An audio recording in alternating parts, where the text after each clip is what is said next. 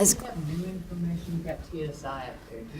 You don't have any of the fall data on TSI yet? What we have right now is we have tracking. One thing about TSI is we have the 12 data for the high school report, and we'll show you that today.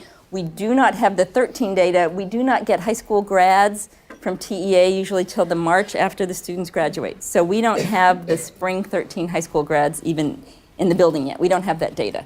Once we get that data, then we match it to all our reports and we put them out there. So we have the high school report for the fall 12 graduates, I believe. And I'll show you where that is. And we'll go ahead and update some of these different things when we get there. But I just want to see.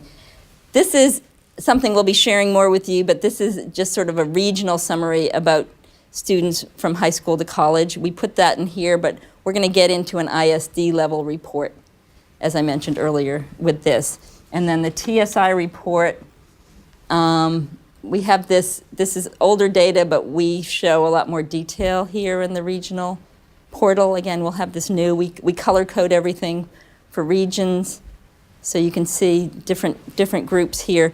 But again, let me just very quickly, I think we looked at enough on the regional portal. Let me quickly go back and show you where that TSI high school report is, because I know that's one that folks use. Does everyone know about what TSI is? Oh, No. good. Well, thank you, Ginger.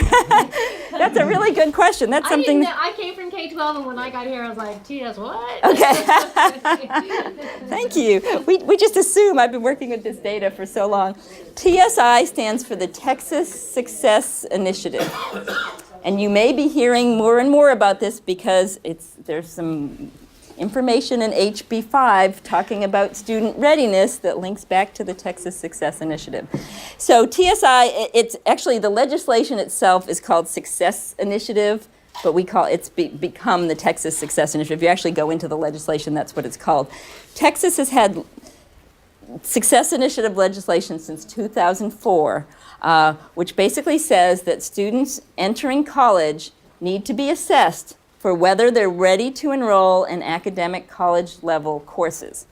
Now, the legislation allows for exemptions for students, and that includes students, in the past, it included students who performed at a certain level on TAKS. You might be familiar with the higher ed readiness component. Does that sound familiar?